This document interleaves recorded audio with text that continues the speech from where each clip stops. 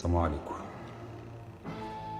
ورقة ب200 جنيه، ورقة ب200 جنيه من وسط 30 ورقة بقبضهم كل شهر بعد 21 سنة في قطاع خاص.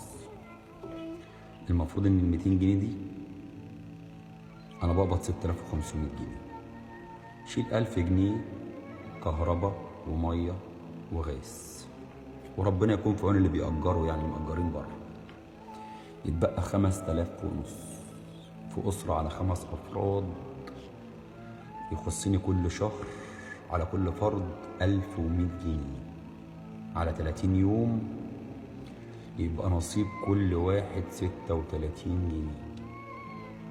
36 جنيه دول المفروض ان منهم كل حاجة، أكل وشرب ومواصلات وكشوفات لو في مرض، وعلاج لو في مرض بعد الكشف. مفيش أي وسيلة من وسيلة الترفيه. 36 جنيه يعملوا البني آدم يعديهم. لله المشتكى وعند الله تجتمع الخصوم.